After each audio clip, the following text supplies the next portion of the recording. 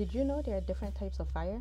The subject of fire is a very common one in the personal finance community. After all, part of the reason why we are passionate about personal finances is because we are trying to optimize our finances to build wealth. But there's more than one path to financial independence. In this video, I discuss 6 of them. But first, here's a little bit about me. Hi, welcome to my channel. Thank you for watching. Here's a little bit about me. My household consists of myself, my husband, and my toddler. My mom also lives with us, but she's not included in our finances. We live in a high cost of living city in the Northeast. My husband and I both went to graduate school, but fortunately, we no longer have student loan debt. I work in banking and he works in aviation. I take care of the family's finances, and I love my role as the self-appointed CFO. I love to talk about all things money, whether it's investing, saving, or making money. I look forward to sharing a wealth building journey with you. I look forward to getting to know you, and I hope you enjoyed this video. Okay, so what is FIRE? FIRE is an acronym that stands for Financial Independence, Retire Early. You achieve FIRE, or you achieve financial independence, when your savings are sufficient to meet your living expenses. Here's what the FIRE movement is, here's why we do it, and here's how you achieve it. So the FIRE movement is a financial lifestyle that is based on frugality, a high savings rate, and sound investing strategies. You are not very likely to see someone who's on a FIRE path go the YOLO mode on their investments and put all of their money into meme stocks. It can happen. Certainly it has worked out for some, but typically that is not the profile of your stereotypical FIRE pursuer. Instead, frugality and a high savings rate to the tune of up to 70% of their income is more of their characteristics. Their goal is to retire long before the traditional age of 65. Most Americans retire anywhere between 62 and 70 years old, and people who are pursuing FIRE do not want that for themselves. Their goal is to be free of stressful jobs, to have options, and to spend more time with their family. And if they're working for the next 20, 30, or 40 years, that is much more difficult to achieve. In order for you to reach FIRE, you are going to need to plan ahead. You are going to have discipline, and you're going to need a sound investing strategy. So what are the different types and iterations of FIRE? Like I said, there's more than one way to FIRE. There's the original FIRE, the first one that everyone thinks of when they hear the word FIRE. There is lean FIRE. There is something called Barista FIRE. There is Coast FIRE. There is Chubby FIRE. And there is Fat FIRE. FIRE. This is your original flavor of FIRE. Original flavor of financial independence and early retirement. FIRE. Simple as that. Just FIRE. No first name, no last name, no middle name, just FIRE. Here are the characteristics of traditional FIRE. The aim is to retire long before the traditional retirement age. Typically, you achieve that once your nest egg is 25 to 30 times your annual expenses. That is a calculation based on the 4% rule, also known as the Trinity study, which estimated that the average person using a 4% withdrawal rate will have enough to live on for decades.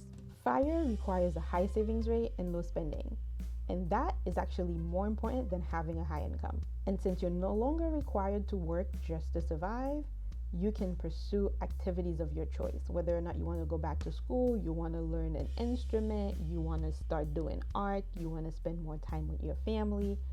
You have options because you no longer have to work to live. Next on our list, we have lean FIRE. The characteristics of lean FIRE are as follows. It does have the same goal of early retirement decades before your traditional retirement age. However, there's a slight difference in the size of the nest egg of people who do lean FIRE versus people who do traditional FIRE. Usually, lean FIRE people aim to have $45,000 to $50,000 a year in expenses for a family, and about half of that for an individual. The biggest difference between lean FIRE and traditional FIRE is typically going to be the size of the nest egg. It does require a high savings rate and low spending, but that is achievable at nearly every income because you do not need the same amount of money to live on. You are still free to pursue activities of your choice, but because you have a very low spending cap, you are likely going to find that your choices are limited. Next up is Barista FIRE. What are the characteristics of Barista FIRE? The aim of Barista FIRE is not necessarily to be free of work altogether. The aim is to retire from your current job where your nest egg is going to be supplemented by a part-time job. You have to remember that in Barista FIRE, only part of your yearly expenses are covered. The name barista comes from the fact that places like Starbucks offer employees healthcare. So having a part-time job typically does not allow you to have a lot of benefits, but Starbucks is one of the companies that do allow for benefits even if you have a part-time schedule. And given the fact that their employees are typically referred to as baristas, hence the name. You don't actually have to go and serve coffee. You can find a different job that offers benefits, or you might even be able to stay at your current job and work part-time hours. But the idea is that you still have to work enough to supplement the nest egg and to get some benefits because unlike a lot of different places around the world, America is one of the countries that does not guarantee you health care, and the cost of healthcare can be astronomical if you do not have a full-time job.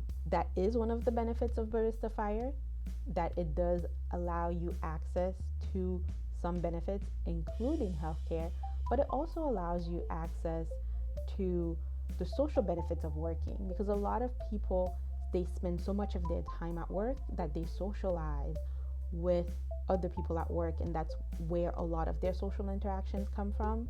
And even if they have friends outside of the workplace, their own friends might still be working, so they might not be able to access those friendships during traditional working hours. Barista FIRE does require discipline, but it does not necessarily require the same savings rate as other types of FIRE, because you are not looking to meet all of your needs, just enough of your needs to be supplemented by a part-time job.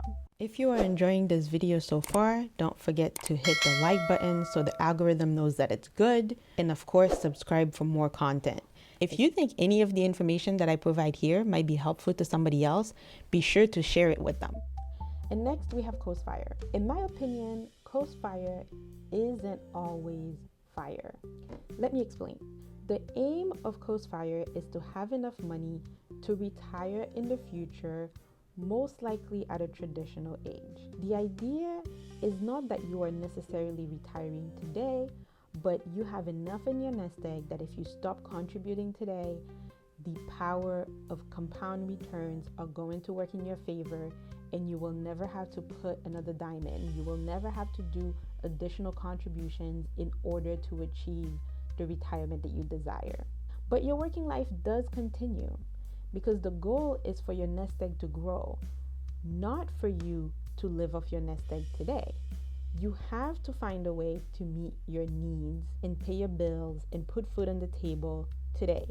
However, it does provide you with flexibility, because you can now work fewer hours, you can take a lower paying job, you can do a job that you might enjoy but does not necessarily pay as much, because those retirement contributions that you were initially making, you no longer have to make them.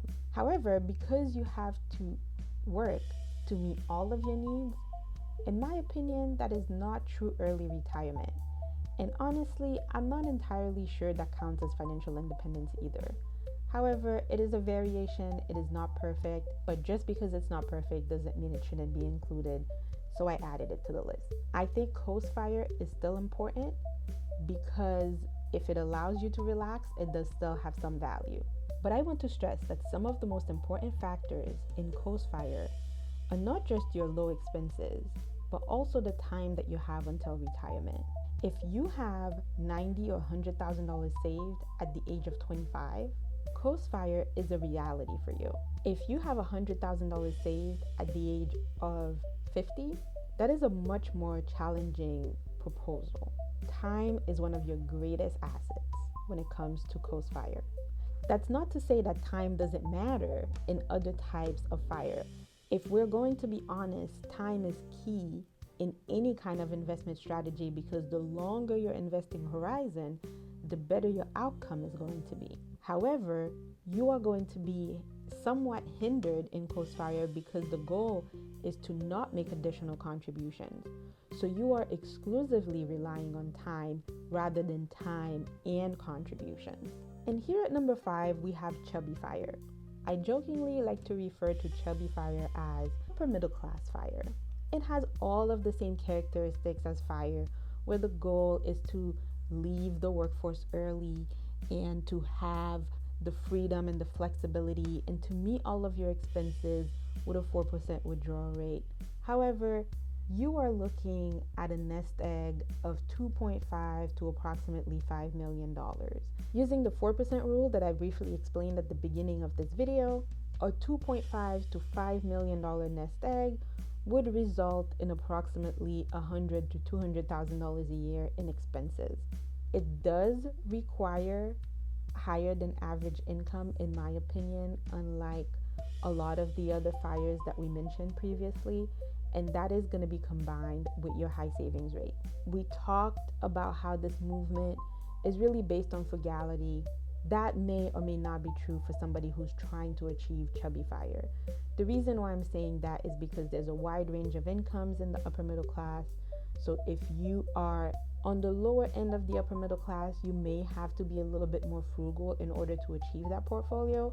But if you're the upper end of the upper middle class, say for example, you might be a well-paid attorney, or you might be a physician, or you might be a banker, you might not require as much frugality. It might come easier to you in order to achieve that higher nest egg. And last but not least, we have Fat Fire. Wouldn't we all like to have Fat Fire? Fat Fire is what I refer to as 1% fire. We're talking fire in luxury. Typically, that is a nest egg that is going to support an upper class lifestyle. Not just an upper middle class, but an upper class lifestyle. We're talking 5 million and up. So 5 million really would be the floor. Your $200,000 annual spending would really be the floor. This one, in my opinion, without question, requires a high savings rate, but it also requires a high income. I really do not know how somebody, unless they have an inheritance, would achieve a $5 million nest egg without a high income, and then they would be doing that way earlier than 65. So again, Fat Fire isn't about having $5 million at 65. Really, it's about retiring early, leaving the workforce well in advance of the traditional retirement age, but still having that really big fat portfolio.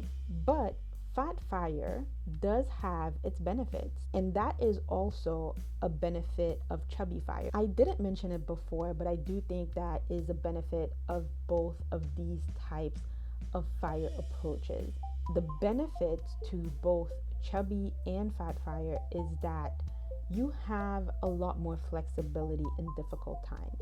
If you find your portfolio blowing up and you are living in luxury and buying the best of everything and you are not worried about frugality, when times get tough, say there's a stock market crash and your portfolio is not performing as well as you would like for it to, you have a lot more room to cut without impacting your quality of life. You may not be able to buy a Lambo next year, but chances are you're not gonna go hungry. There's a lot more room to weather a rough patch in the market when your portfolio is in the millions. I think that is one of the few benefits that people who pursue lean fire do not have. Sure, they might be happy with their very frugal and bare bones lifestyle. However, any negative impact on their portfolio is going to require further cuts for which they do not have room. This is not a criticism of lean fire.